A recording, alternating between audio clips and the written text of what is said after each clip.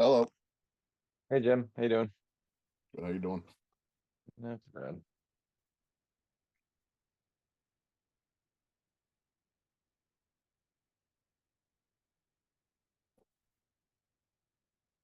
Hey Mike. Hello, good afternoon.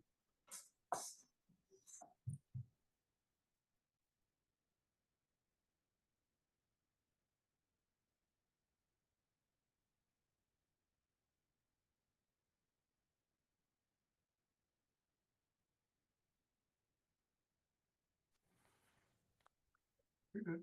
Right? Yep. Can they hear me? Hi, can you hear me?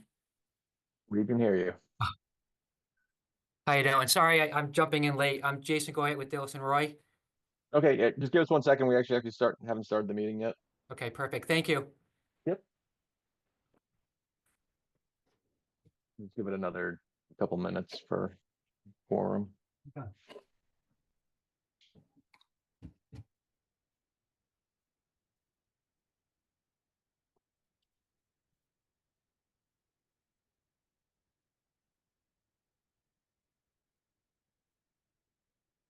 Hey Bob. Mike. Um, Pam, can we start with 4? Are we good for that? You can, yes. Okay. Yeah, why don't you go ahead and we'll get going. Michael Gore? Did you start the recording? Oh, yep. Sorry. Recording in progress. Okay, good evening, everyone. This is Planning Board for November 6th, 2024. Pam, can you start with attendance, please? Michael Gore? Here.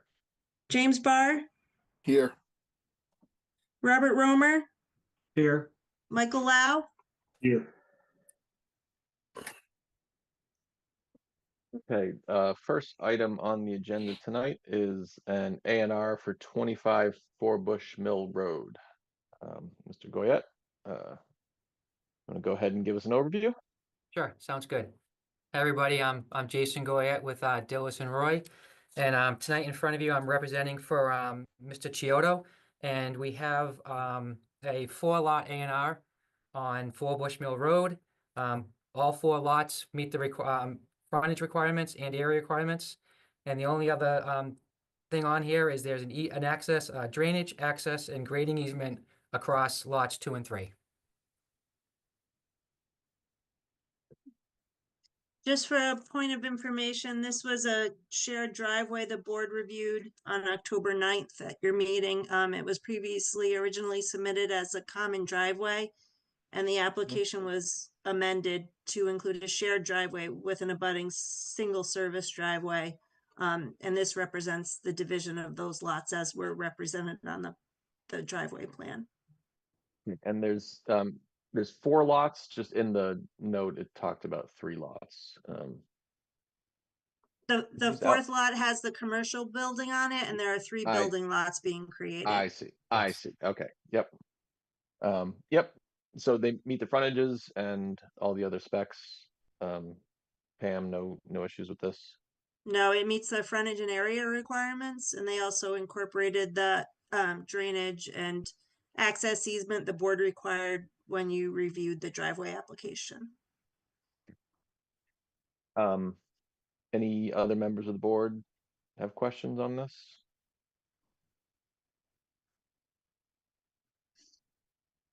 No, hearing none. I will make a motion to approve the A&R for 25 Bush Mill Road. Seconded. Michael Gore, Aye. James Barr, Aye. Robert Romer, Aye. and Michael Lau. Aye. Okay. The A&R is approved by a vote of 4-0. Jason, is this your first time coming before us? I don't remember. Yes. Are you new to Dillis and Roy? I've been here for a couple years, but Okay. usually, Greg and Seth usually take these meetings, so. Yep. Okay. Well, good to meet you. And Nice meeting you as well. all right, good luck with everything. All right, thank you very much. Have a great evening, everybody. Okay. You too. Take care.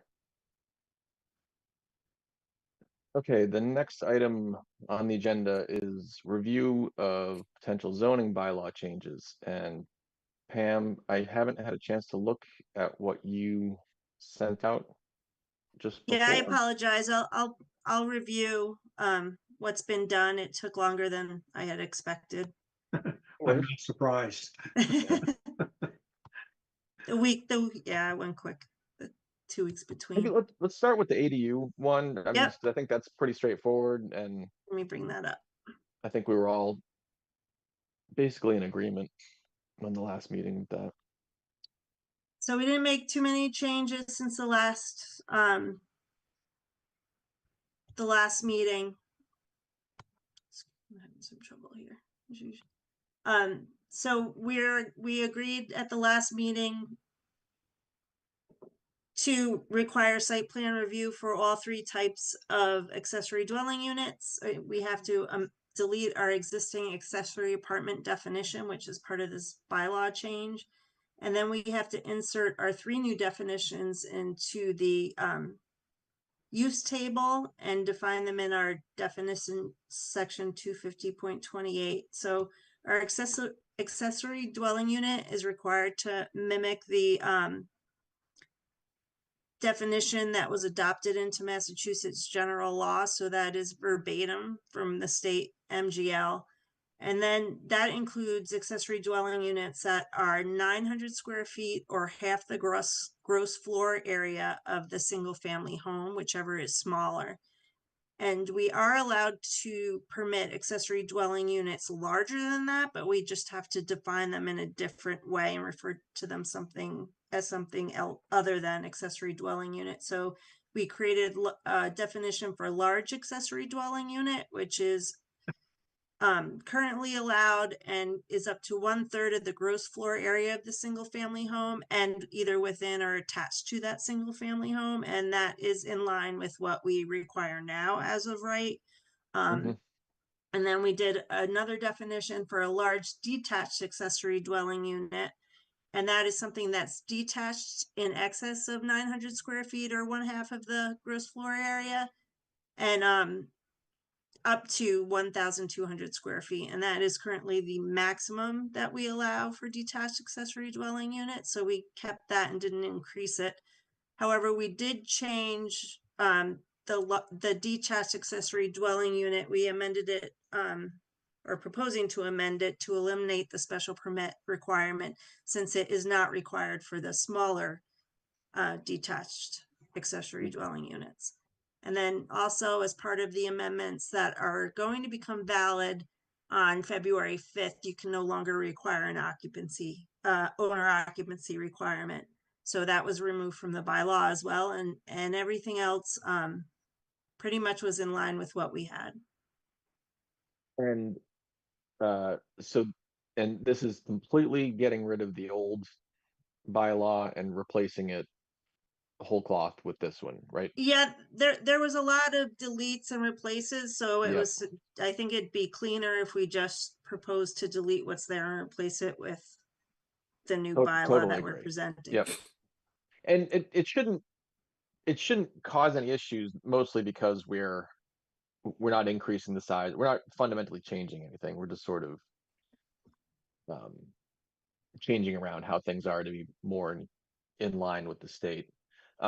What I was thinking when I was reviewing this and when we went over examples in the last meeting, we probably, when we do present this, just maybe have a few, examples of like 3,000 square foot house. This is a maximum, by right, maximum, all that sort of stuff. Just have a couple examples, and I think that would just make it easier for people to not get tripped up on the wording that we use.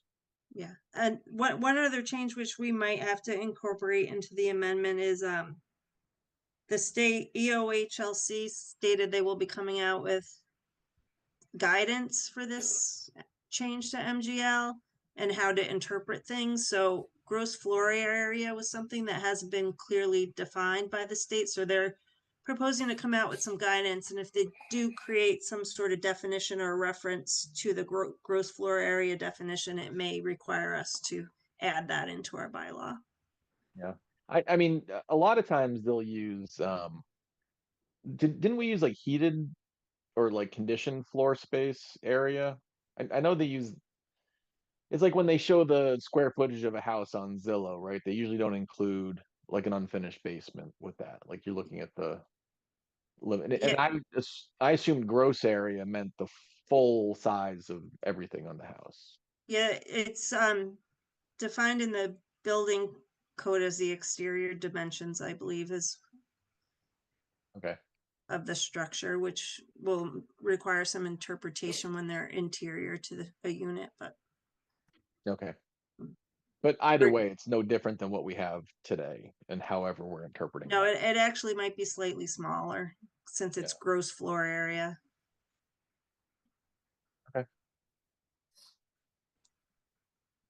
Okay, great. Yeah, no, I think that I don't have any questions on that. I think that's all pretty straightforward. We've talked through that. Anyone else on the board have questions? No, I'm fine with it. Good. Don't love all the LA, it's a little acronym happy. Yeah, but I know. I'm in I'll think of networking, it. so I'm used to that. I'll think of maybe another, we can refer to them all maybe collectively in a term. That might be good, yeah. Yeah. But no, other than that, it's great. Well, Okay, and okay, so that was the ADU. So you want to talk about the phosphid changes? why don't I just, I mean, I'm not expecting a ton of input, but I do have some questions that I'd like to review as I went through and created some of the changes we discussed. Sure. And then I'll give you some time to review this and we'll keep it on the agenda, obviously, for the next meeting, but let me pull it up.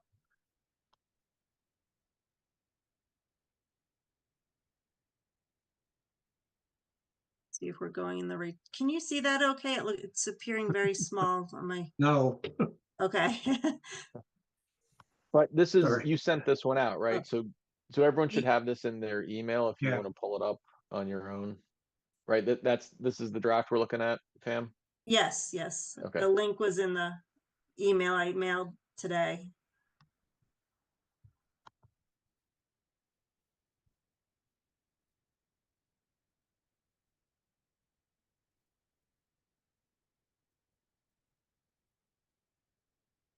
Maybe that makes it a much little better. better. Thank you. Okay. Sorry about that. Um, okay, so Randall had a very lengthy phosphid bylaw recommendation. It was 14 or 15 pages.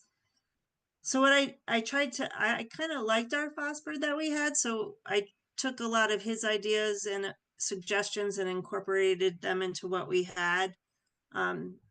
Our purpose was kind of minimal, so we expanded on that to kind of reflect the more of the design requirements that we've incorporated into the phosphid. So we added 1 through 10. The maximum number of dwelling units, that calculation has stayed the same. However, we discussed adding a density bonus requirement for open space in excess of the 50% that we'll be requiring. So I defined that. It says the planning board may allow the number of dwelling units permitted on the site to exceed the number of allowable lots derived from the yield plan by an amount up to 20% of the aggregate. So I put a cap on the density bonus that could be allowed as 20%. That's obviously up for discussion.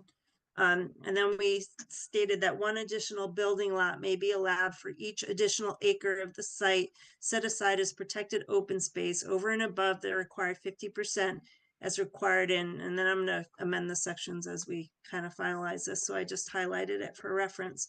And then I also made a notation that the additional open space preservation considered for bonuses cannot consist of land within floodplain, wetlands as defined in the that'll be the wetlands town of Bolton wetlands bylaw, land having slopes in excess of 15%, or land set aside for stormwater treatments and BMPs. It's a BMP? But best management practices, it's a method of kind of low impact design criteria to address stormwater runoff. Okay. I can elaborate on that so it's clear. And so the density bonus, so we're allowing an additional building lot, we're not, are we, we're not reducing the size of the required lots?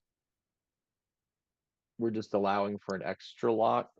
Or We did, that's in this, section below, but this would allow for an additional building lot in whichever method they chose. So when it's a shared septic system, there's a provision to reduce the lot size to 20,000 square feet or 15. Randall suggested 15.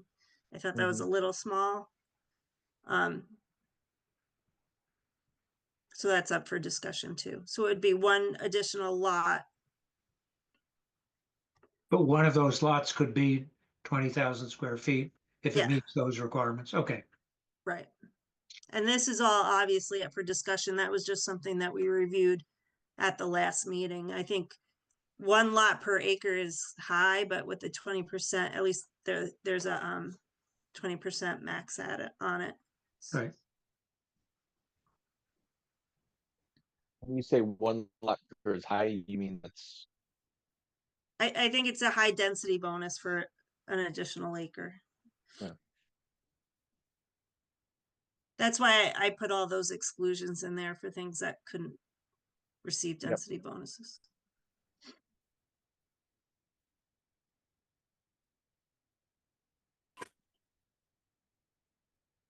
and then is the rest of it basically are- the same? Oh, so I think it'd be easier to read the dimensional requirements. We allow it to be reduced to 1 acre with a minimum frontage of 25 feet. But then we had discussed reducing lot size requirements to 20,000 square feet for properties that have a shared septic system and common open space.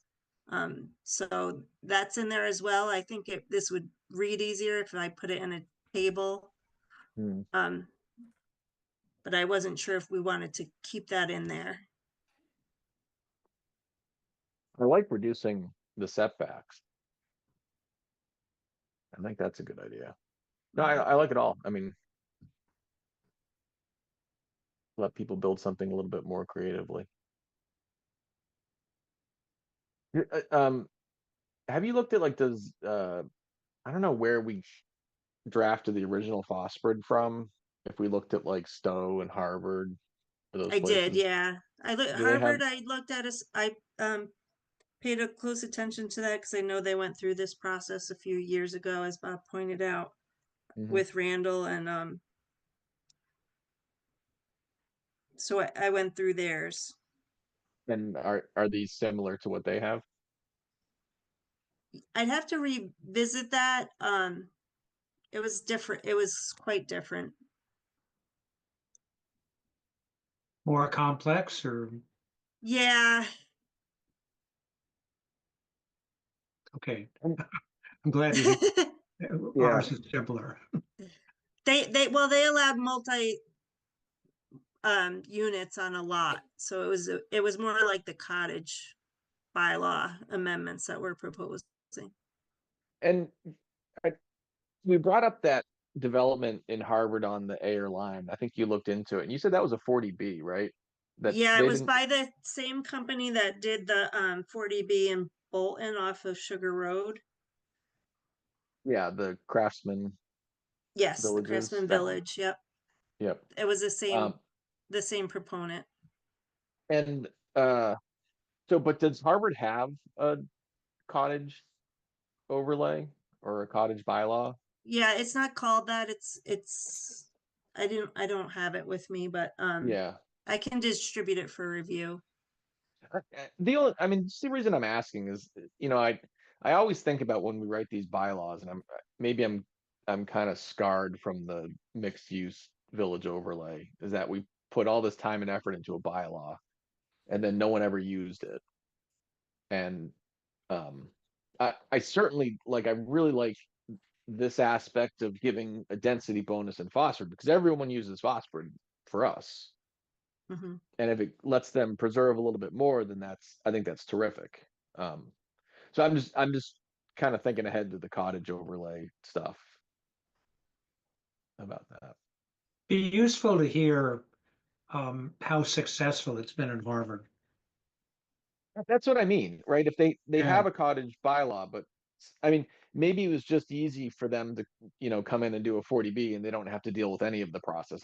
I'm sure the Harvard Planning Board is probably extra meticulous, let's say. So maybe it's just easier to circumvent it with a 40B, but end up building something that looks similar. And I guess that's my question is what they built in that development is basically what would have been allowed under their cottage bylaw anyway. Yeah, that I can't answer, but I'm happy to call them and see what's been developed under the bylaw, if Yeah. any. I think that would be great. Because are we still? I keep looking over at the Bolton office park there, and they cut down a whole bunch of trees today. So I assume that they're getting ready to actually start construction on the apartments. Yes, they are. They have, And so are we still subject to 40B at this point, or is it No. once they Well- because we weren't when we signed when they did the agreement or whatever, but too much time had passed and they hadn't started construction yet, and so we became Mhm. right. And so is Yeah. that still the Yep. case? Do you know, Pam? once the building permits are issued, they get submitted to EOHLC and then it gets put on the inventory. Okay. And so when you reach your 10% threshold, you can still accept 40B applications. It just changes the appeal process should that occur. And it goes through the land court, a lengthier land court appeal process than the expedited housing appeals committee, housing appeals court process, which usually sides with the developer. So you can still do LIPs and 40B projects. People can still submit them. It just changes the appeal process. We have a zoning, if we have a bylaw, why wouldn't, and we met the housing, the affordable housing criteria, why? Right, yeah. Unless Yeah. you wouldn't do it if a bylaw allowed the housing that you're proposing. Yeah. Especially since our inclusionary zoning requirements are less than a 40B. But were they to propose a 40B and we had this on the books, I suspect that the court would be not so willing to side with the developer with this in place. Is that correct? I can't really say. I'm not sure about that. Okay. So maybe if you could reach out to Harvard and get a little bit of info on what they have and if people are using it. And again, I'm sort of jumping ahead. I mean, so I guess, yeah, we should say, is there anything else that we want to talk about on the Fossbrit? I mean, I think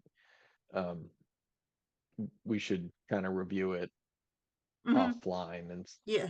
and just see the changes that got put in. Yeah, the only other question I wanted to ask the board was, Randall, we have a 10-acre minimum to propose a phosphid. And Randall had suggested reducing that. I don't know, but by Well, the there are not a time, lot of 10-acre parcels left, are there?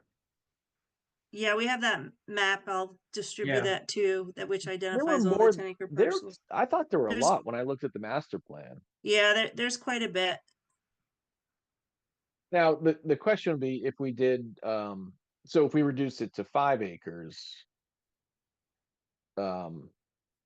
what does that look like? I mean, so that's not even subdivision at that point, right? Yeah, If it's so small, if we require get- 50% open space preservation, it would be 2.5 acres. That's pretty two small. lots, Yeah. so yeah. It doesn't I can't- seem worth it Yeah, why would they even do that, basically? to get No, the not acre right. lots, I think. To get 1 acre lots? Yeah. Yeah. The only thing, if we did consider it, I would suggest adding criteria that it has to abut protected open space and add on to that. And then the board would consider it. Otherwise, I don't know that we even want 2-acre parcels preserved that aren't forming any sort of greenway. Yep, Yeah, Connections. yeah, that's gonna be a, a patchwork of not very valuable open space. Yeah, that's difficult probably to access even. but I mean, if we've considered maybe 8 acre parcels. 7 acre parcels, I don't know if it starts to make more sense there. I'm certainly open to it, I don't. Cause in the end, I mean, for us, it doesn't totally make a difference. Yeah, other than as your point that if you cut it up like that, you really don't have valuable open space. And with 10 Yeah. acres, it's, a whole lot more valuable in terms of corridors and what have you. Yep, but to Pam's point of it, if it abuts an existing, That's great. then yeah, that thing becomes a little bit more interesting then. Yeah. And we've been able to do that in the past with phosphorus. Yeah, yeah, so I wouldn't be against reducing that, because I don't think it lets, because again, like if it gives them 1 acre building lots, I think that's fine too. I mean, and I wouldn't be opposed to just going back to 1 acre building lots for all lots in town, but like I said, I don't know what the logic behind moving everything to 2 acre lots was. But that's a Well, it was, different topic. yeah, it went back to the review that was done in the 70s in terms of wells and septic systems and the criteria that was used there. Yeah, but I mean, like I said, my house is it's from 1970, I guess. And it's on a 1 acre parcel. So this place was built before that. It may be time to look at creating 2 residential districts too, and maybe they all don't have to be one or the other. How would that work? You Like just, different parts in town that, yeah, it's unusual just to have one size for the whole community. I didn't realize that. Um, What sorts of things would define either where it go, like how would you decide where? well, Like what yeah, makes- that'd have to be a whole study. It wouldn't be an easy process. You need to look at the remaining land and where the density would be more appropriate. And retaining the 2 acre sizes in the more rural, Yeah. less developed areas. But getting back to the size of the phosphor, that would be another interesting piece of information from Harvard. What theirs is and how successful it's been and the philosophy behind it. Mhm. When was theirs implemented? The most recent version? Yeah, it wasn't, I don't know the exact date, but it was within the last few years. Yeah. And that incidentally, if I recall correctly, involved a great deal of input from developers. Mhm.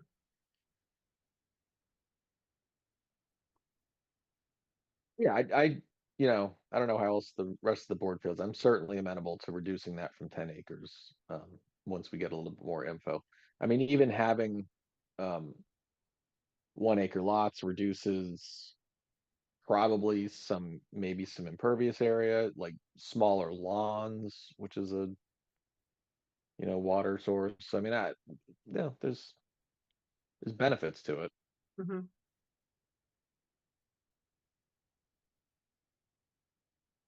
Okay. Alright, well, I'll reach out to a few of the abutting and see if I can get real life examples that have been constructed. But yeah, other than that, I like this. I do like having the purpose up there, like a little bit more. 10 may be overkill, but like I think it provides more information to people about why we do the phosphorus as opposed to traditional ones. So I like Yeah, that. make it a little more saleable as well. Yeah, exactly. But yeah, did the 10 come right from those come from Randall? Yeah, Yeah, maybe we wanna condense and I- combine a couple of them.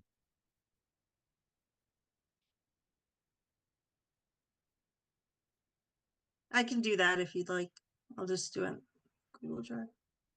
And then, we went through the 4 steps and we start with the open space requirements. I kept all the farmland references the same as our existing phosphid.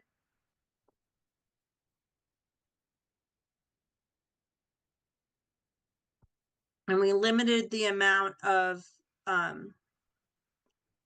wetland and floodplain areas that can be contained in the open space. No more than 25% of 50% of the phosphid can contain restricted open space. Hi, Eric.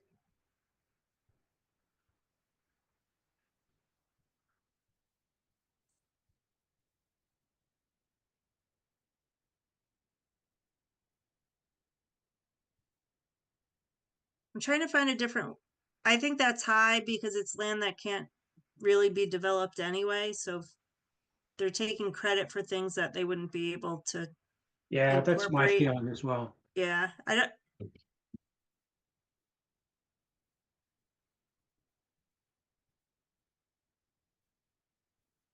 I think it'd be worthwhile running that part, if not the whole thing, past Concom and equally importantly, the trust, since mhm. the trust really was the organization that developed the phosphid in the first place. Oh, really? I didn't realize that. Yeah, actually, it started because Warren Colby, who was a member of the Conservation Commission, was also a senior official in the state responsible for this. And he was the one that orchestrated the legislation that permitted it. Okay. And the trust went on to propose it.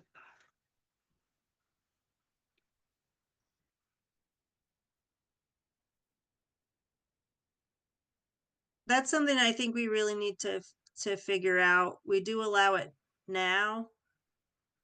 I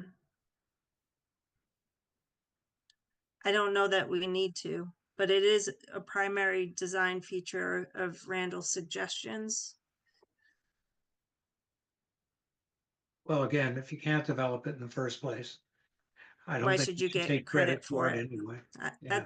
That's, I agree with you. So we can easily adjust it and take that out. Yeah. Um, Again, Harvard's pretty, restrictive in that regard. Might be interesting to hear them.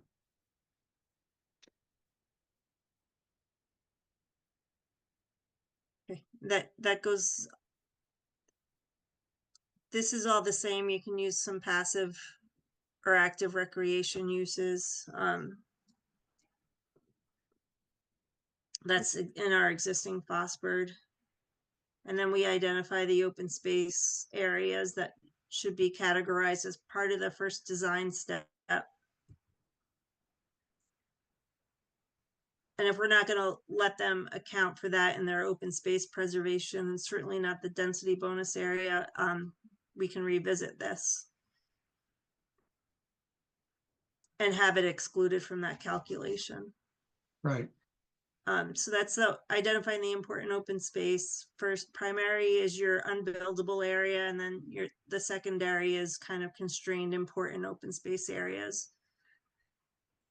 Woodlands, some farmlands, natural heritage and endangered species habitat, along with wildlife habitats and corridors, historic and archaeological sites, scenic views. And then you locate your homes in accordance with his suggestions, and then you put in the streets. You know, the housing site location, that's kind of interesting in that if you're looking at 100 feet and then you look at the size of the lot, is that practical? Can you really do that? Well, I think the intention of that was to keep 100, all the 100 feet primary area was, a lot of it's going to be wetlands, so I think it was to keep people out of the buffer is what I think the intention of that was.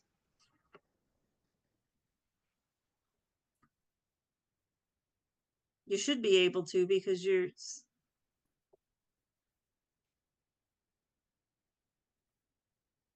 conserving half the site. Yeah. No, I'm just thinking about if you have a reduced lot size.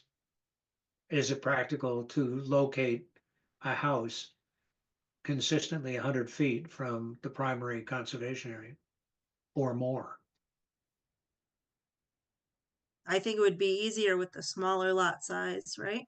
Yeah, Well, I mean, The lot doesn't have to be 100 feet, just no, the no, house the location. house on the lot. Yeah. right? Yep. I mean, the house is probably gonna be sort of in the middle of an acre lot anyway, because you need, what is it, 100 feet between the septic and the well supply anyway, which are usually on a front and a back side of the house.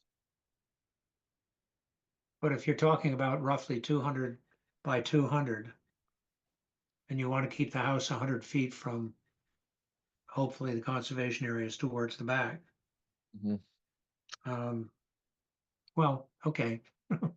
We'll let it go, see how it works. No, I mean, it's one of those things like, um, I mean, I always hate like throwing in like, oh, at the, the board can waive this requirement or something like that, but. Well, Um, I think we ought to take a look at it, and if it's seemingly impractical, we probably shouldn't have it there and reduce it a little bit. Sure. Anyway, yeah, I mean, even if we're 50 feet or something like that, I mean, that's, that seems more reasonable to me. Living on a lot with conservation, like 50 feet, it hasn't been a problem. yeah, I mean, my house abuts the Vaughn Hills Yeah. conservation area, and I'm trying to, I don't even know if that's 50 feet to the back there or not. So yeah, we can mull that one. Okay,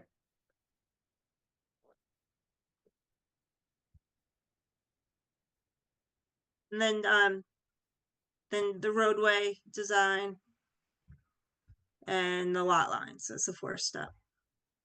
yeah, The approval process, I kept the same.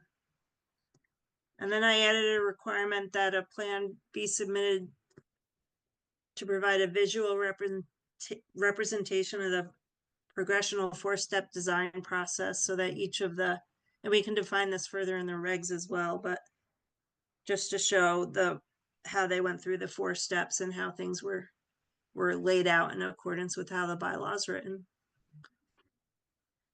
yeah, I think that'll be very useful.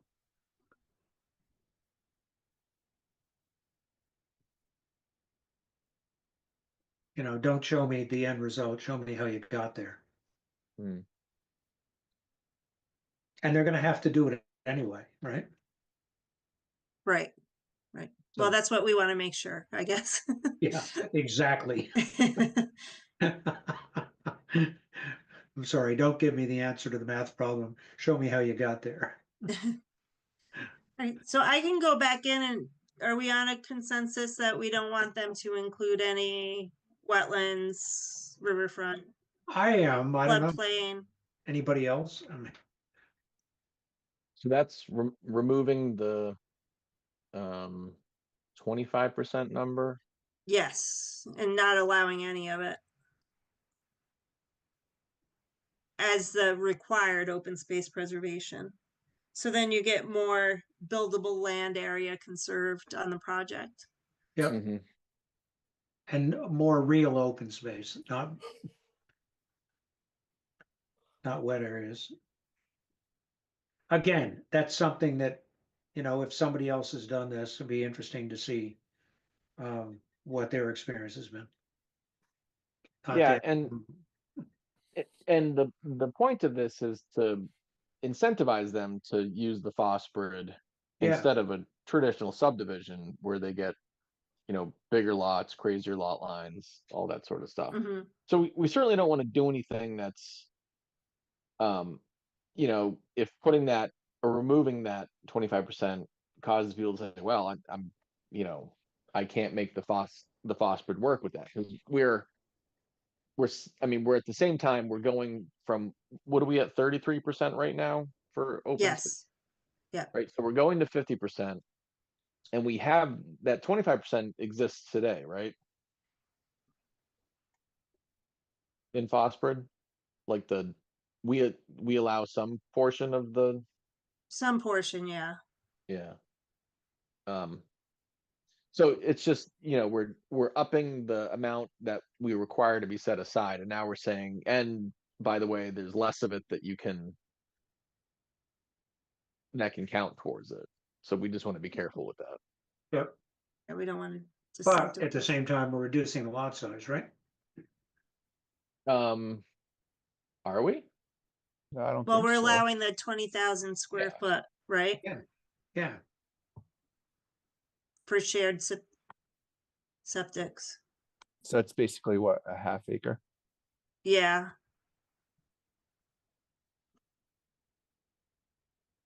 And I'm curious how many, but I mean, reduce lot size, but not more lots, with the exception of the density bonus. Right? right. Which is new. Yes. So like, a 10-acre parcel. I mean, you need to have set aside 5 upland acres for conservation if you're saying no, wetlands. No wetlands, none of that stuff. Yeah, like. I mean, like, the concern is this even buildable? Can you set aside 50% of the parcel, 5 of 10 Buildable acres? parcel, yeah. Yeah, and still be able to build whatever you want in the remaining, which there's not many, parcels that aren't wet in Bolton. So I just, We can also make it a waiver option so that it's under the board's discretion and not an absolute requirement. So it's not set in stone, but something that you can review based on each project resource areas. yeah, like if it's so onerous, it's like, well, we just can't do it, Mhm. they might need to ask for a waiver. That's a little bit more reasonable, I think. But I think that'll be a nice part of the 4-step process. Being able to show, this is not practical the way that the bylaw states, what can we do to get more in, and then have that conversation. Yeah, it's 25% now, but only. So 33% of the has to be open space, 25% of the 33 can be resource areas. So we're going to 50 and eliminating wetlands.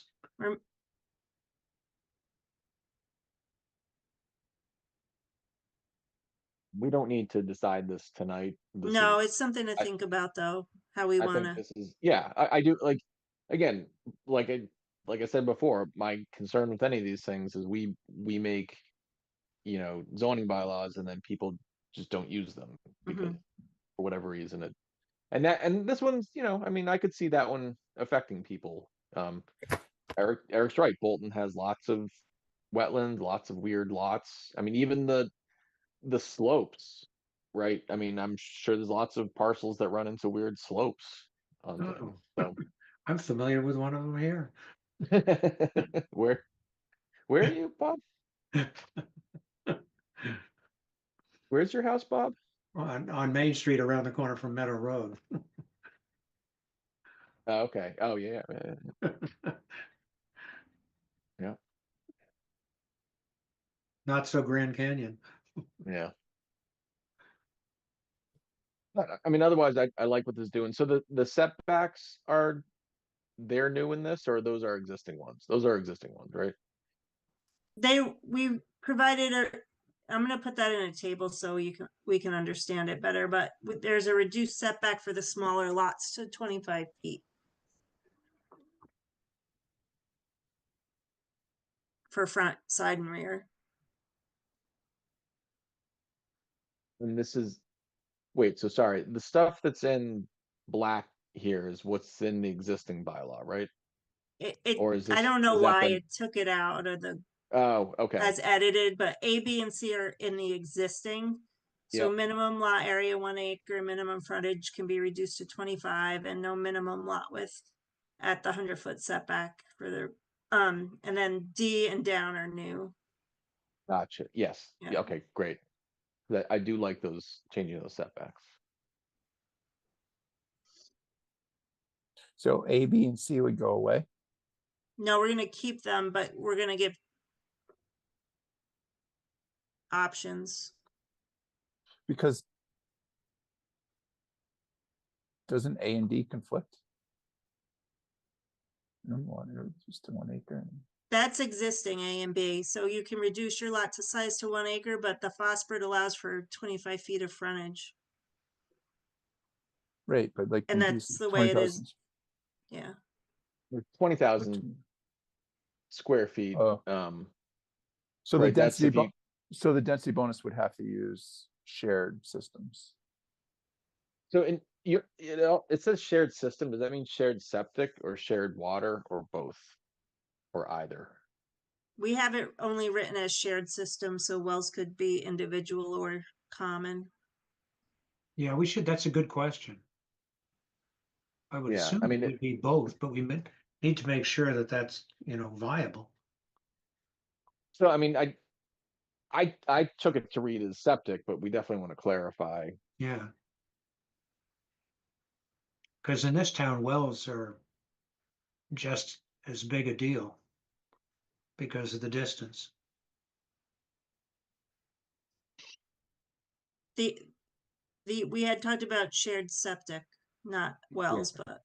Yeah. yes. Yeah, but all, Yeah. all I'm saying is we should call that out here. Yeah, yeah, yep. And yeah, I agree. We want to give people the option to maintain their own. Yeah, we really, we should run this by the Board of Health or Neshoba Associated Boards of Health with, Yeah, I'll send it out once it's more solidified on how we're going. I thought it was a little too preliminary to I don't know, that's fine. I mean, distribute it right but now. as we get, towards closure, Bill Brookings as a minimum want to take a look at it.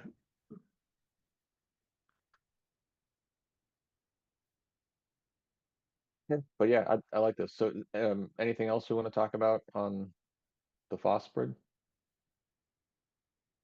No, those were pretty much the changes. Yeah. Okay.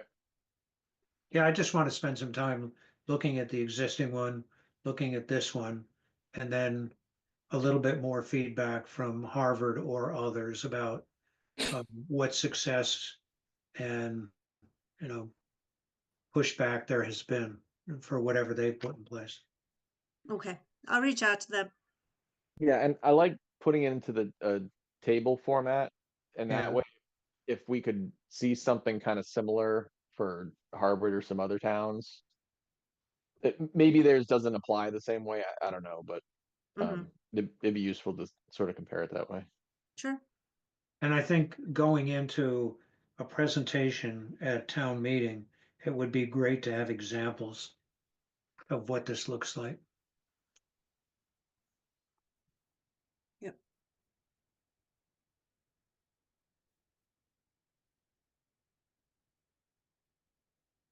Okay, so the last one was cottage overlay.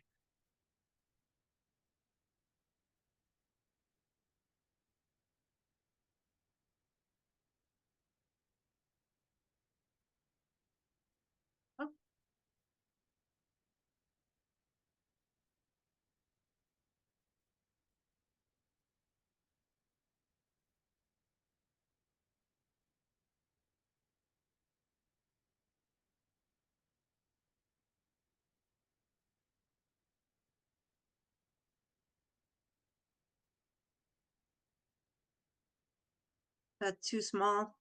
I can't, No, it's okay. it's okay.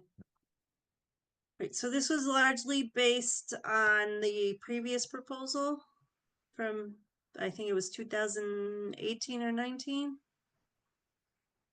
And we had reviewed it with Randall and also amongst ourselves and have made some amendments. I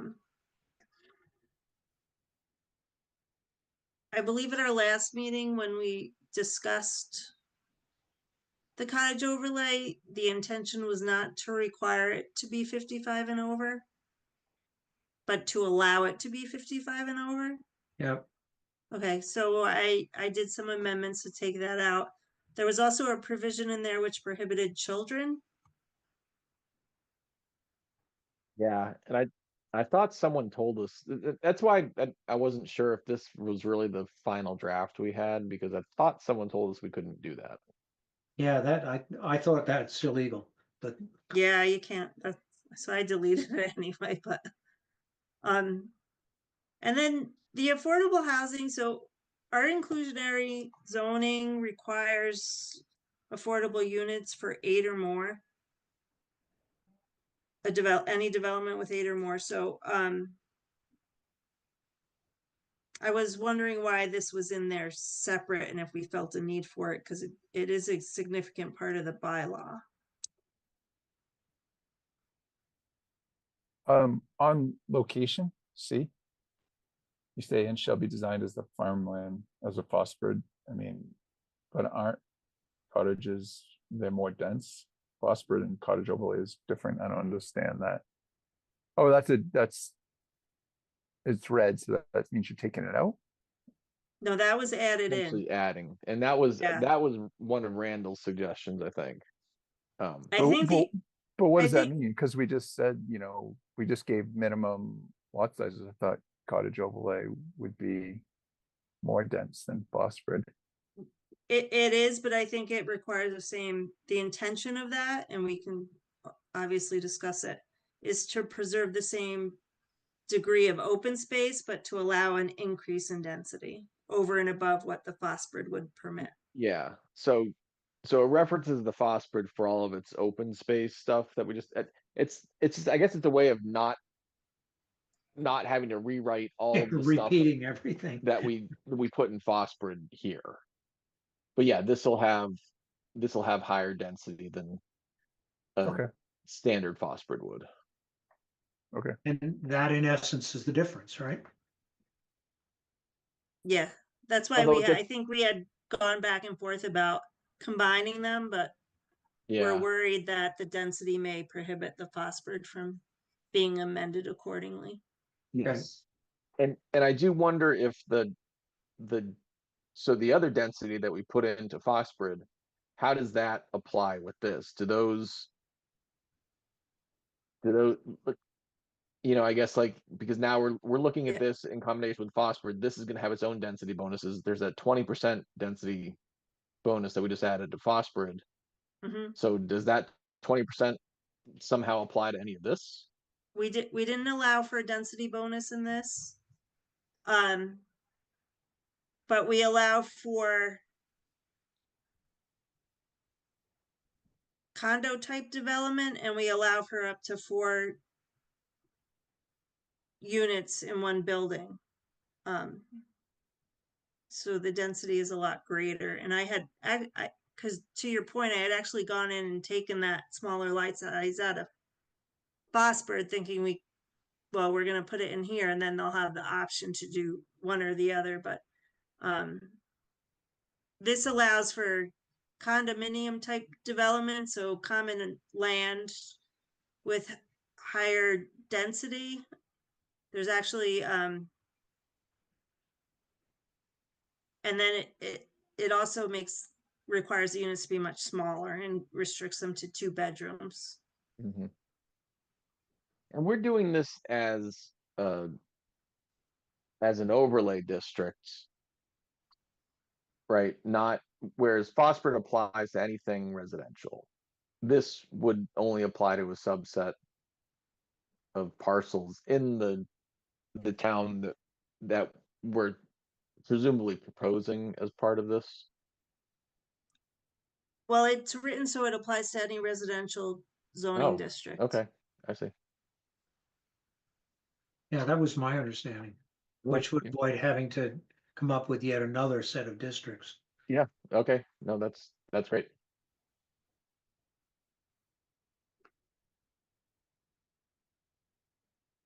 But in essence, as I understand it, if you can go in using the size limitations and open space aspects of a Phosphord and then superimpose this on it to get different types of housing and smaller, obviously, per unit, smaller lots. Because you got multiple units in a single building.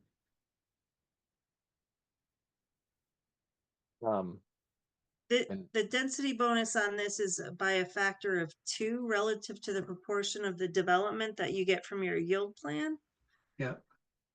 And by a factor of 3 relative to the number if it's 55 years and over. That's quite significant. Yep.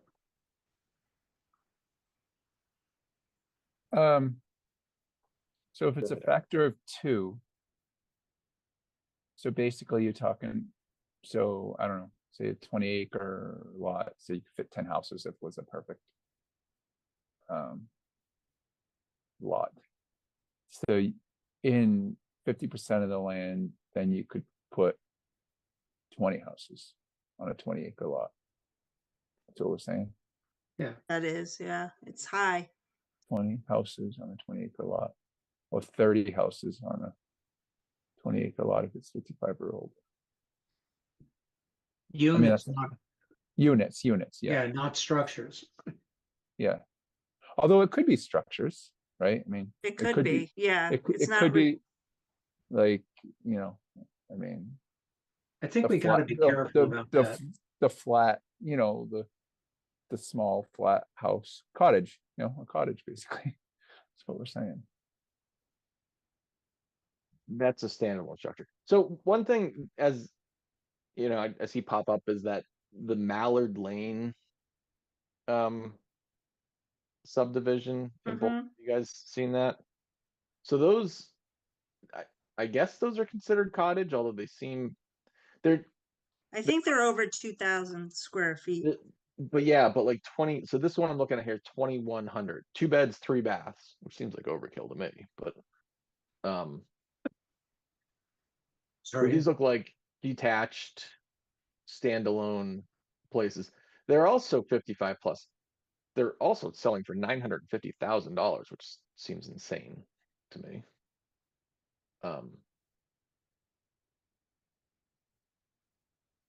I would agree, yeah. It's Times. But I guess is that what we're, you know, is that the sort of thing that you get under this bylaw? So I almost am thinking like, if not talking about 55 years or older at all, and like that 3 times density bonus, like, can we just base it and say, if the houses are no bigger than 1,500 square feet? I really want to have affordable, like you were just saying, Mike, you know, it'd be that's it not would- affordable. well, but it would be nice to have, I don't know, a 2-bedroom, 1,200 to 1,500 square foot house for whatever, 400,000, Yep. you know, 500,000, I don't know, but like, I don't feel like we, you know, if we're allowing 2,000 square feet of living space, they're gonna be 600, 700,000, you know. So right, I think when we first drafted the cottage overlay, we were really hung up on keeping kids out of the school because we felt that was the driver of high taxes. But now if we see this bylaw as more of a way of getting you know, kind of different housing stocks, smaller houses, dense community. And yeah, I agree. Like I'd be fine with taking out all of the 55 plus stuff. I think that only I think so, yeah. it may just confuse the bylaw a little bit. Mhm, mhm. And whereas what we're really trying to do is incentivize, like you said, building smaller houses. Yeah, So little I'm, family houses, yeah, starter houses. So yeah, almost and like, you get your density so a certain max size house gets this density bonus and a smaller size house gets a bigger density bonus. I mean, I think yeah. that's what we were going for. Now I'm trying to think. I mean, I have no memory anymore, but like I can't remember if that was how we first were doing it, was trying to make the density based on the square footage, and maybe some of the feedback we got said no. But I don't remember. But I agree. I mean, I do the goal of this is not to provide 55 plus housing. The goal is to provide small houses, which, what we think is the people who will want to buy those houses are either young people with no kids, Mhm. maybe with just one kid before they move into a bigger house, or older people who don't have adult children. Yeah, I mean, like a unit with 4 1,200 square foot townhouses, living spaces, whatever, with 2 bedrooms, you know, like that would be great, you know. I agree. So why don't we take out all reference then to 55 and above? I think so. I mean, that's what I think. I think we just all reference to 55 and older, we get rid of Okay, personally. don't even reference it. Okay, I I mean, don't that's think, that's my opinion. sure. I agree. I agree with I mean, that. we're aimed at the density and size of the house, not on the particular, Yeah. age demographic. Yeah. And I think what we found in our research back then is that, like, I own a townhouse in Ridgefield. And just townhouse style housing, it naturally has less kids. I mean, versus the 4 bedroom colonial, the percentage of kids goes up. You have a backyard, you have the extra bedrooms, whereas you have a 2 bedroom townhouse sort of house. It's just married, first time home buyers, or it's just naturally people want to stay in town but downsize. I think, like, you get, 1,200 square feet, a couple of bedrooms and 2 kids, you get claustrophobic fast, and maybe you want to move anyway. It's like, it kind of like naturally just tends to have less kids. That's I easy enough agree. to change. Yeah, that's definitely true. I was surprised that Mallard Lane was age restricted. Then I wondered if maybe they have. I haven't actually been over to the area if they're proposing like common buildings and things like that. No, they're all detached. There's 8 detached units on the property. I meant, like, would they have like a building that has like a gym and a community room and stuff like that, I guess. No, they're all detached, just 8 units. There's no amenities on the Hmm. property. They have a shared septic and individual wells. And so But do you know how many units are there? There's 8, you 8. said? Yeah, there's And 8. And there are two of those will be affordable. how big is that property? I'm not sure of the total acreage on the property. Give Yeah. me a second, I can look it up.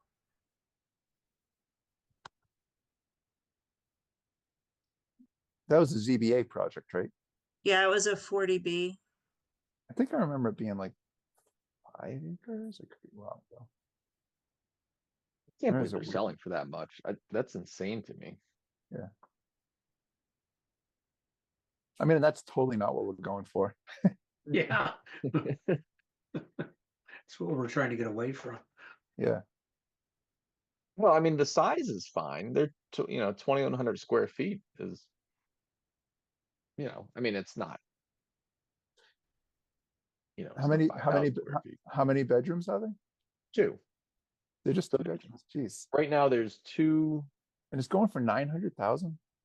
there's Wow. 2 two properties. One is a 2-bed, 2-bath, 870. That one's just over 2,000 square feet, and there's a 2-bed, 3-bath, 2,170 square feet going for 950. Guess it's just time to sell and move to Montana. Well, be careful. Absolutely crazy, but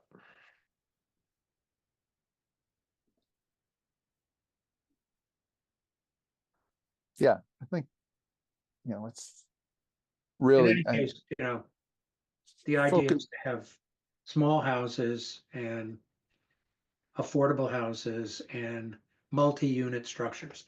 So Mhm. regardless of who moves into them. exactly.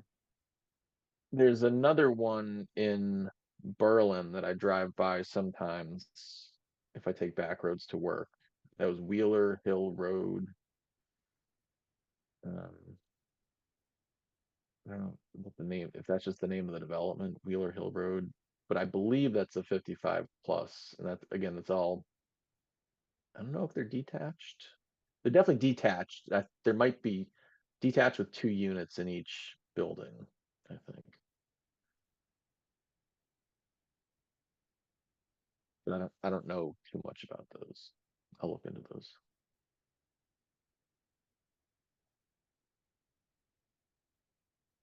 Yeah, I mean, if we want to um try to like I said, I do think that when we first tried to propose this, we were focused on the 55 plus thing as a way of reducing taxes. And now I think we're really just saying, like, let's get a little bit of different housing stock in town. And Mhm. it's just a cleaner argument to make to people. Yeah, totally. And that's what the master plan has been pushing.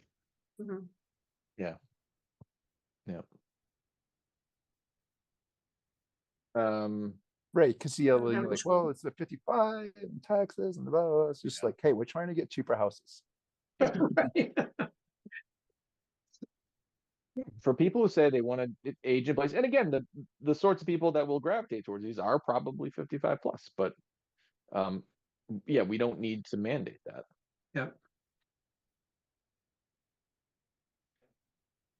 Everything else, okay, so we added a bunch of design criteria based on kind of the garages and that sort of stuff that we talked about. Yeah, Was that Randall stuff?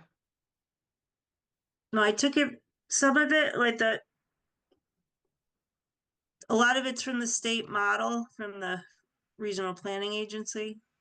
Okay. And so this one, like that, and again, I don't know if so we're requiring that, right? Garages and back. That's what this bylaw is doing. I suggested, Randall wrote it, so it's required. I suggested we have it as a preference that can be waived. Yeah, that's what I would do. We're 'Cause talking about E. I was 2E. looking at G. Oh, 2E. Oh, yeah. Um, No, yeah, so it is a 2E, I and mean, then it's I agree, like the land might just not be suitable, it just for might not that. work. Yeah. so it should, I think, could be waivable. I mean yeah, the Mallard Lane ones, those look like, is that a garage in the front? Yeah, garage in front for those. I mean, we do want it to look nice, but we also don't want to make it too onerous that it can't be Yeah, built. and I mean, again, like the one in Harvard by Ayer, that one is that model where they have little alleys in the back and the houses butt up to each other and the garages are in the back. Mhm. And that's great. That works for them.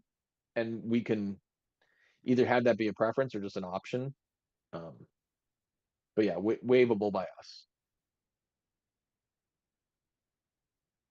You think it'd be worthwhile to have examples that other people have successfully done to discuss or have available for developers? Yeah. I mean, for town meeting, 100%, Yeah, right? We certainly want to have examples of what, you know, what people could build with this bylaw. Yeah. As far as developers go, I mean, I would imagine they know. Mm, Well, I mean, sure, yes, examples of what we think we agree on. yeah, I think that would be great. Simplify the process. We'll agree if you agree with us. So, 2I was kind of like a cap we put in as a limit, just to be like, hey, let's, put a limit just so people aren't so scared that it could be huge. But it was kind of like arbitrary. I don't know if you wanted to keep that or not, or Where is that, Eric? 2I. Yeah. Way back up. What? uh, Oh, in- okay. In Under, section under standards. E2I. Yeah. Yep. Keep going. Like we put that in there because we were like, well, if it's, I don't know, whatever, 100 acre, I don't know what we have for lots. We probably don't have that, but if it's some, just so like, oh, all of a sudden there was like 3 of them throughout town, like it was kind of like a limiter switch we Circuit put in there. breaker, yeah. Yeah, it was a circuit breaker. And even 100 seems high, and that number probably would scare the hell out of people. Yeah. Well, I don't know, yeah, if we want that in there or not. I mean, if we want a circuit breaker in there, I don't know. I think for sure we should. Okay. But the question is, what's the right number? And that would probably like realistically be driven by like what are other developments being built at. So I'm looking at this this Wheeler Hill Road thing in Berlin. You guys can Google it if you want, and it's one. Well, how many units are there in Craftsman's Village? I think it's like 30 or 20, something like that. I think it's low 30s. I can bring up the. The Thought it Wheeler was Hill Road in Berlin, it looks like it's 32, and those are 32 individual units, and each unit has 2 houses essentially. So 60 some odd houses.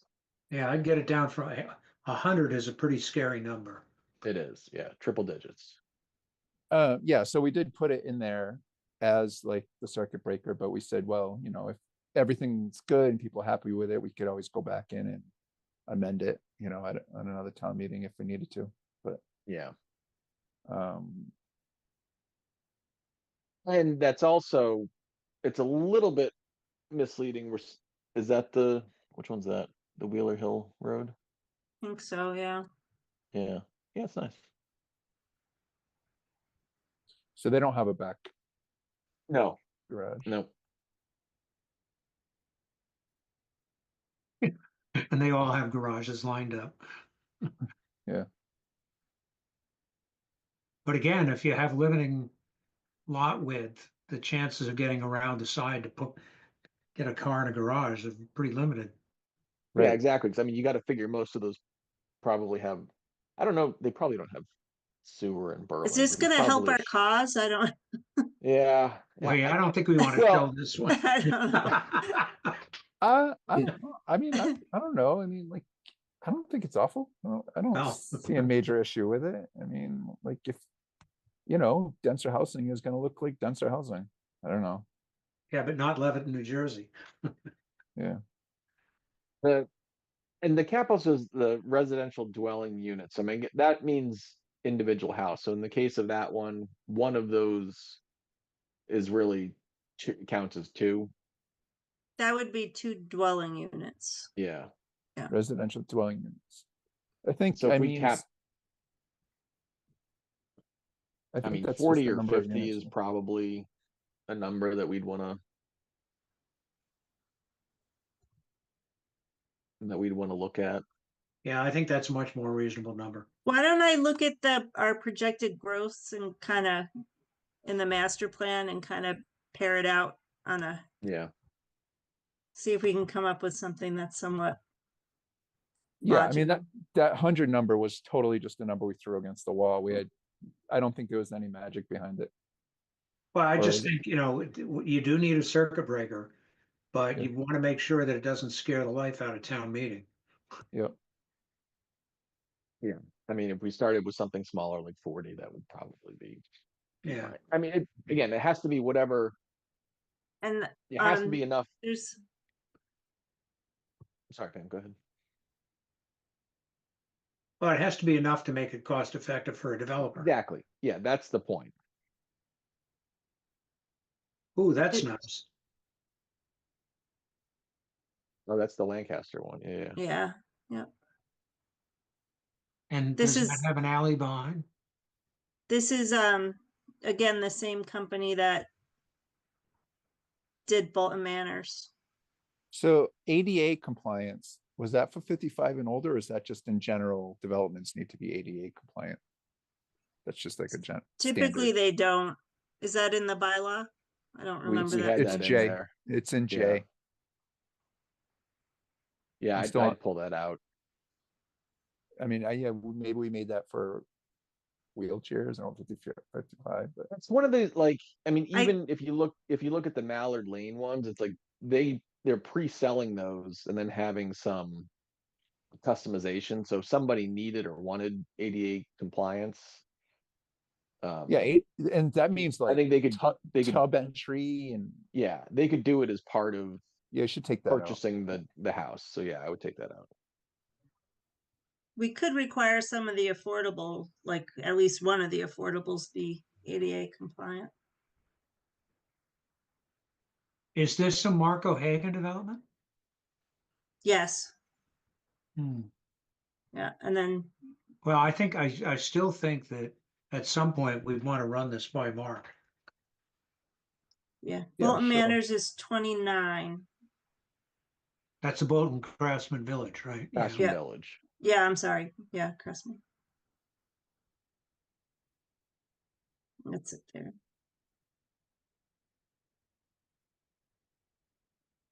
So basically setting that circuit breaker, you're allowing kind of one of these craftsman villages or maybe two smaller ones or something, and then we reassess. Essentially. Yeah. But those are nice. I mean, that would be Yeah. great to show.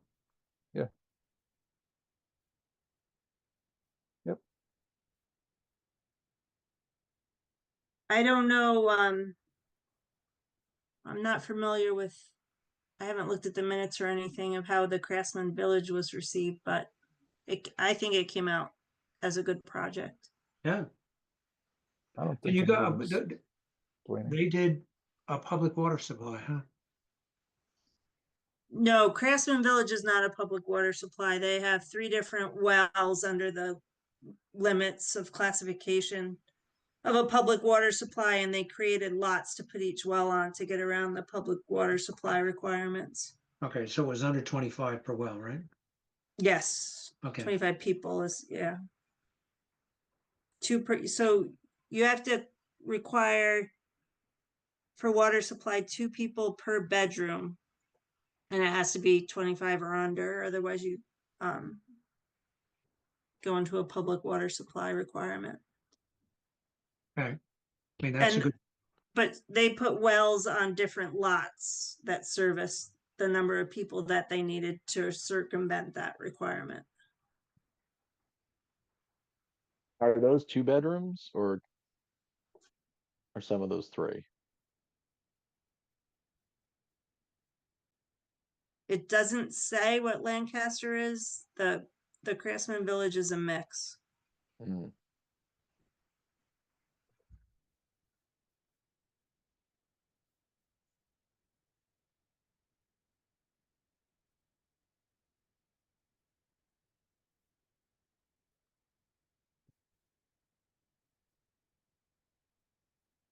But I can reach out to the listserv and see what existing cottage bylaws resulted in desirable developments. Yeah. That really would be good to know. And so I Just like think, to get comparables that don't have public water and sewer. It might be Yeah. a little trickier. So we changed the 2,400 square foot to drop that to 2,000. Yes. And then we just discussed even making it smaller. Well, making Yeah. it smaller based on the Density. density bonuses. But still, even if we're saying, what's the first step down? So 50% open space. So basically you're putting the same number of houses on half the lot. I mean, And then Still, doubling that. and then, oh, I have to, and doubling it. So if you double it, so if you don't double it, if you just do the same number of 2,000, double it, maybe it's 1,500 square feet, or if you triple it, maybe it's 1,200 square feet. I don't know. So if we're talking a 20-acre lot that you can fit 10 units, so if you put 10 units on 10 acres, you get whatever, say it stays 2,000, or you can double it for 1,500 or triple it for 1,200. Oh, don't I know. see. Okay. I mean, I'm just throwing those numbers out there, but Yeah. Yeah. I get the intent though. yeah, I don't think I've seen something like that, but I'll.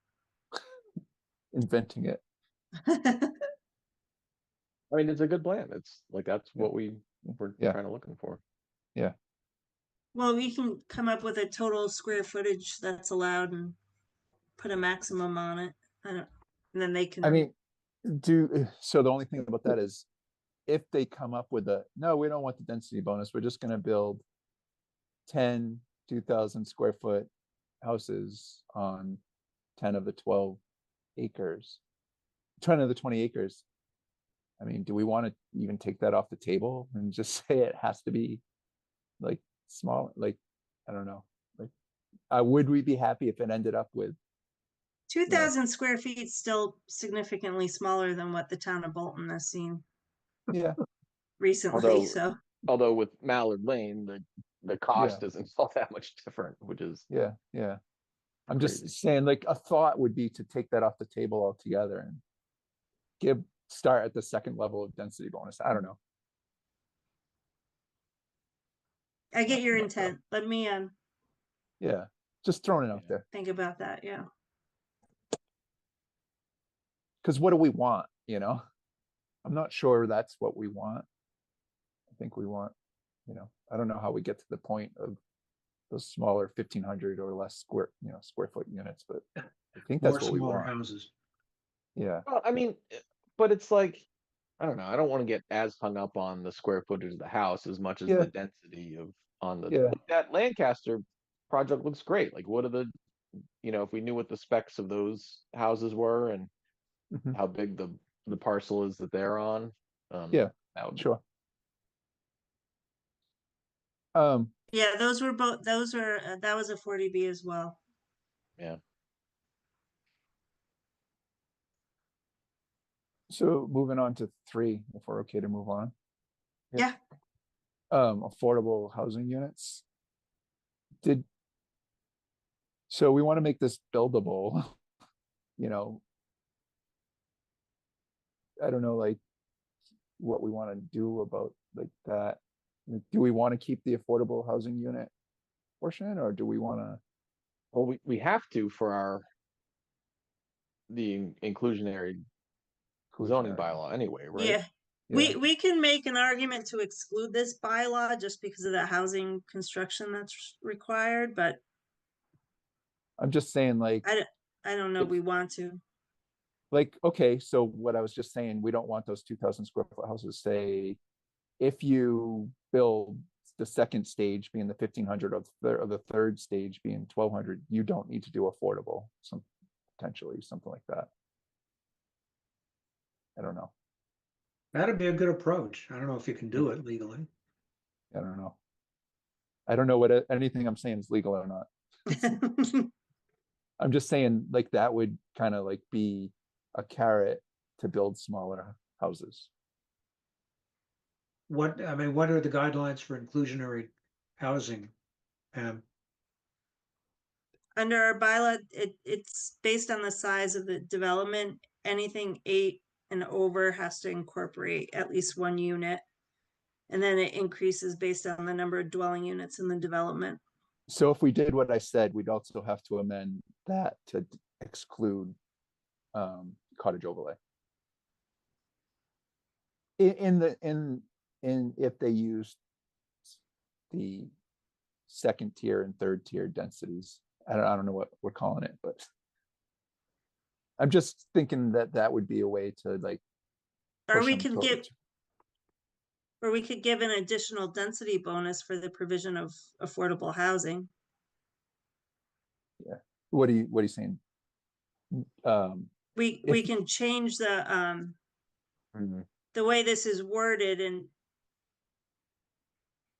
if you give us so much percentage of affordable housing, say 10%, you can have a density bonus of so many units, 15%, so many units, 20%, so many units.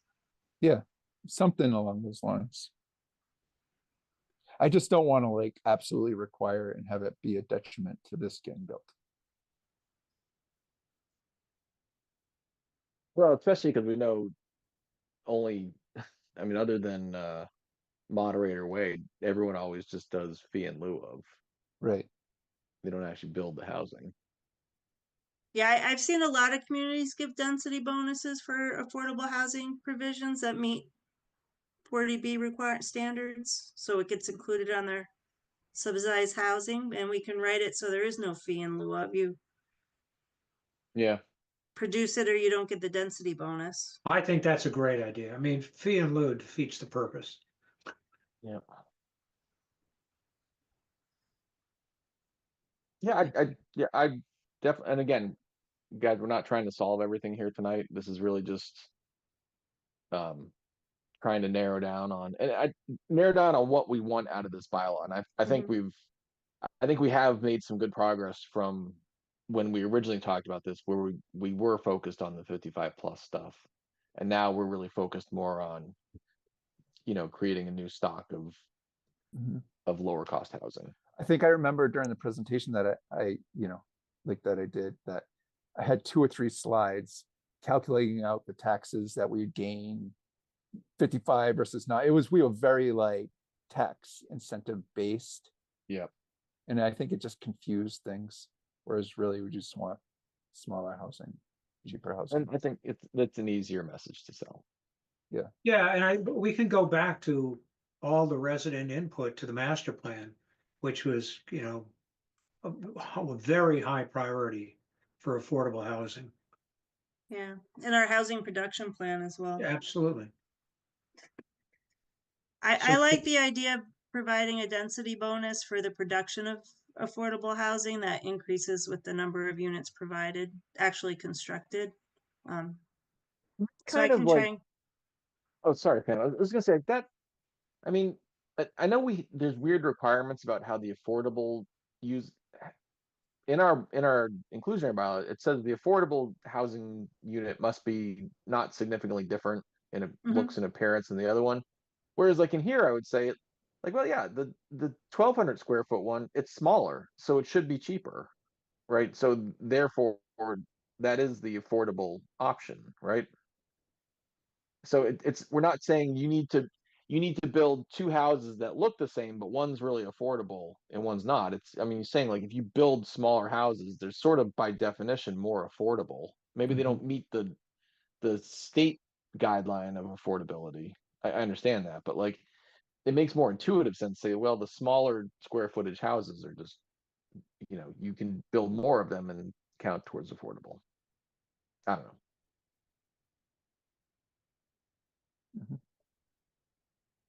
Is there, out of curiosity, is there any data on the cost of construction per square foot as a function of the size of the house? I mean, if you build a big house, does the cost per square foot go down from a smaller house? I don't know about updated data. I'm sure there is. I just get a perspective from the view of the developer. Well, I mean, that goes along the lines of Well, single But- structures versus, building a Ford That dwelling as unit well. structure. Yeah. Yep. Townhouses are much Yeah. cheaper. Yeah, because I mean, would you get a price break on drywall, flooring, if it's a, specified house. It's a good point, Bob. I imagine they would. Yeah, I mean, Well, it's and probably this, like, we brought in You're- developers last time to ask them those sorts of Yeah. questions, so. I mean, you're sharing structural walls, right? So you're sharing, so I would think that it would be less structure by Yep. having like shared walls in the middle units, kind of. Mhm. So I think it would be less material. But I don't know. But those are the kind of questions I think would be worthwhile having somebody like Mark O'Hagan, Mhm. who will, clearly understands the economics Mhm. and would be able to, at least provide some insight into that. And we did have builders come in originally, did. so I think it Yeah, I would be remember good. that. Yeah, With builders and realtors, and I honestly think that's why we wanted a smaller square footage. And I yeah, think they were the ones that convinced us 2,400 is that's what people want to buy. yeah. So But I But think that's maybe we got, changing. I think maybe we got sold, and I do agree. Yeah, I think things are changing probably. now, to be fair, we may have been, I think we had high hopes that cottage overlay bylaw would actually be used if we passed it. But we just never got the chance to see, right? Mhm. Because it never passed. Right. So yeah, I mean, I think we can certainly be skeptical about that number, but I mean, these, I hate to keep bringing up these Mallard Lane ones, but it's a 2,100 square feet, just over 2,000 square feet. I don't know, So maybe they are that's, selling. They wouldn't be building them. oh yeah. But if you talk about a 1,500 square foot or 1,200, does that sell the same way? That's all. Anyway, I mean, I think we explore it and we do it. I love doing the density bonus for that. I think it's great. I mean, I'm not a realtor, but I think it would sell just fine. People looking to downsize, people coming out of school. Okay. Again, I think we've gone through a lot on cottage overlay tonight. I don't know if Pam, you want to make edits to that, get us a Yeah. little more information, and we can kind of, again, I think we're good about being pretty early in the process here, getting through these. So I think we've got plenty of time to keep making revisions to these. No, Why don't I incorporate some of the discussions that we had into the bylaws now for our next meeting on the 20th? And then I'll reach out and try and get some plans and pictures of some developments off. I think it's important they don't have water and sewer that are in the area, so we can take a look at those that are not 40B, because we have plenty of those examples, but we don't have any bylaw examples. But so at the same time, though, I mean, the Lancaster one, even though it's a 40B, it's basically like, if we just put a bylaw on to do that, right? I mean, that's sort of what we're looking for. Yeah, I mean, the question, I mean, maybe easy village overlay they have in their towns, because they don't meet the affordable, standards anyway. I mean, I'm sure Harvard probably doesn't. I don't know, maybe they do. So yeah, so I think the next step is get some more information, amend it based on what we talked tonight, take out all the 55+ stuff.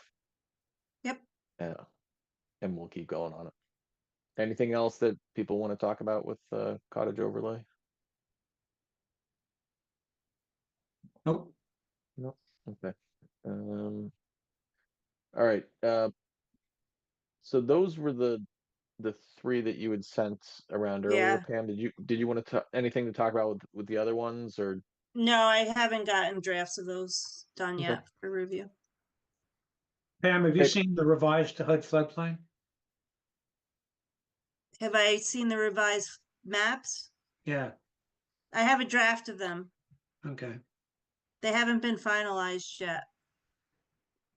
Are they significantly different than the current one?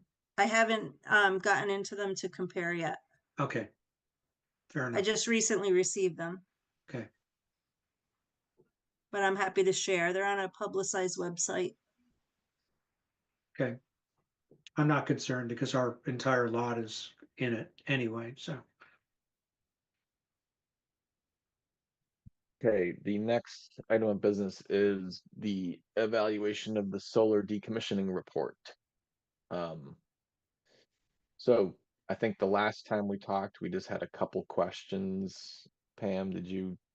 Yeah, I Hear sent anything those back? questions. Yeah, I'm sorry. I sent those questions to Sincarfa today.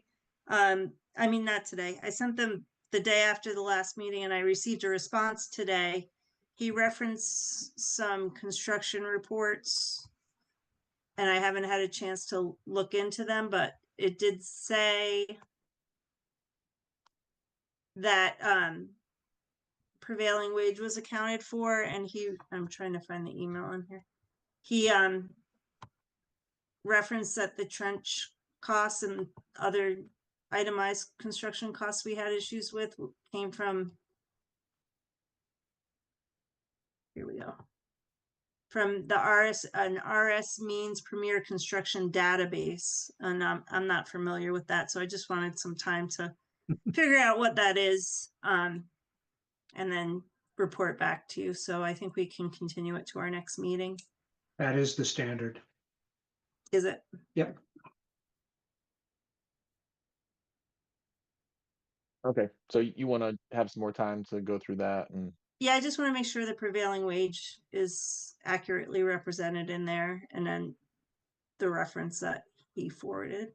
Be a good I idea to haven't had- get the date on the means as well. I'm sorry, what's that? Just make sure they're using the current means. Yes, I didn't, he sent it and said that, but I haven't had time to confirm anything. Okay. okay, so we'll talk about that at the next meeting. So next item is approval of minutes from our September 11th meeting. If everyone had a chance to look through those. Briefly. Dense. AI is killing us.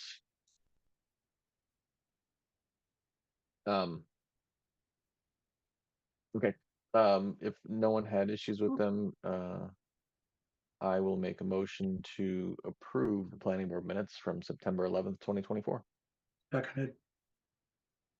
Michael Gore, Aye. James Barr, Aye. Robert Romer, Aye. Eric Nyland, Aye. Michael Lau. Aye. The minutes are approved by a vote of 5-0. Okay, and so that's it for our formal agenda. Did anyone else have anything they want to discuss? Is there any update on Colonial Candies? What's going on with that? Or no update? No, the realtor contacted the other day and I think there was some miscommunication. She might have I don't know. I have to reach out to her. I told her we're happy to meet with her when she has any sort of preliminary proposals at any level, even if they're just ideas of a proposed use, because there was, I think, some confusion about the tractor sales that previously was before the board. The But I tractor have sale no guy new is back. information. No, the heavy equipment sales that was proposed at the site. Saying it's the same guy back. No. Oh, And to be clear on that one, I think Eric and I had a point of disagreement on this. I thought it was the building inspector who said that basically qualified as a car lot.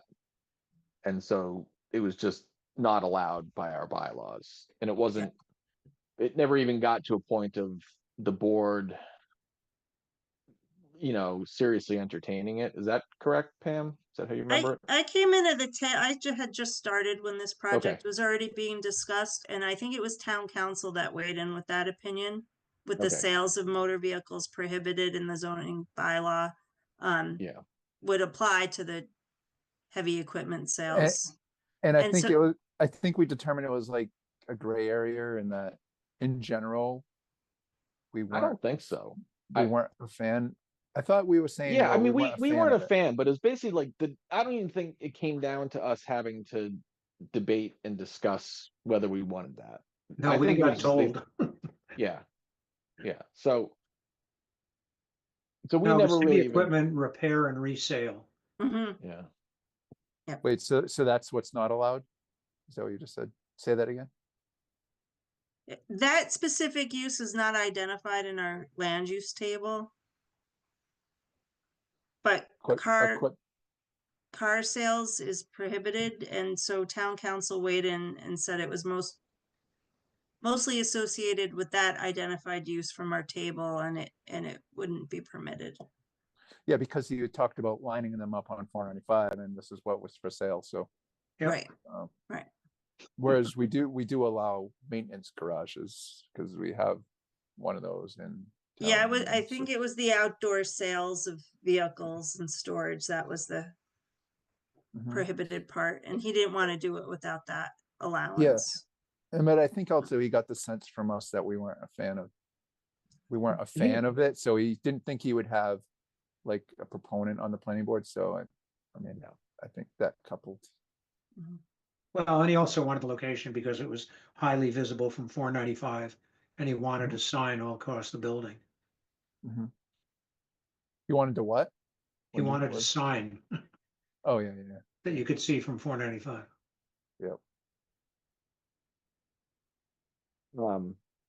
Okay, so that's good on Colonial Candies. As I mentioned, it looks like the Bolton Office Park is starting to do stuff. I assume that tree cutting was for the apartment building, Pam? Yes, they are finalizing the building permits. I don't think they have officially been issued yet, but they're all set to proceed. Construction and clearing has started. Horsley Witten is our peer review inspection provider for constructions and stormwater installations. So they'll be doing that. And the first step in the process is to relocate the entrance to the Bolton Manors Senior Center, and they're going to provide some temporary parking to compensate for the parking on the private property that's historically been utilized to service the facility. And to the point earlier, as soon as those building permits are issued, now we're clear of 40Bs again. Yeah, for the as soon as they're idea. issued, we have to send a copy of the application with,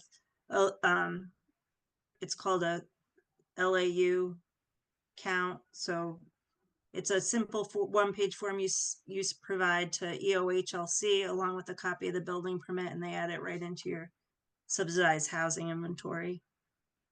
Great. What's the situation with the horse ring field? Because there's not going to be access to it from the same location, right? Or is there? So there's an entrance through the school over a culvert which is in disrepair, and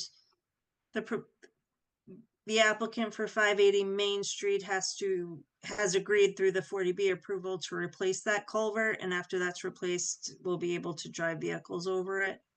So so if there's a soccer game, people will drive through the school, basically. Yes, that would be the only way to access it.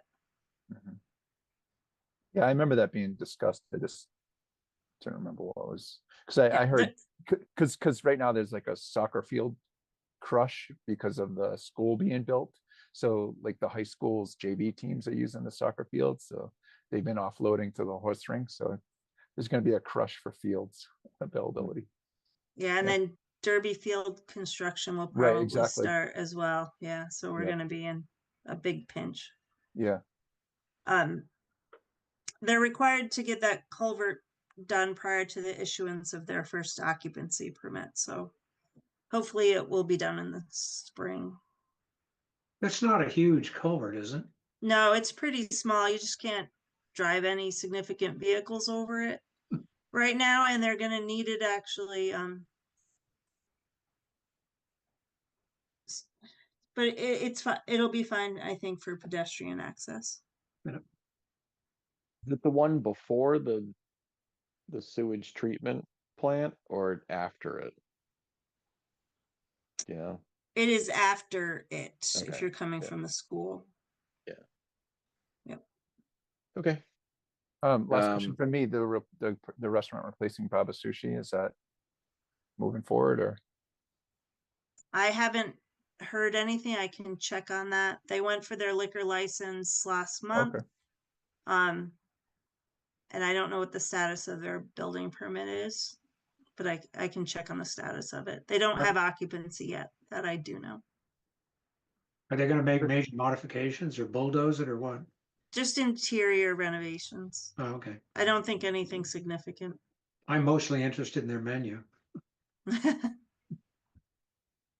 It's gotta be better. It's moving forward. I just don't have a opening date for you. Okay. Anyone else have things they want to discuss? Thank you. No, okay. Thanks, Pam. What? That's Yeah, been a monumental task. Yeah, Oh, Yeah, no, this is thank good. you This for all is- your input. This was good discussion. I think it'll improve the bylaw. it's nice that you can actually do some planning when we're not having to Right.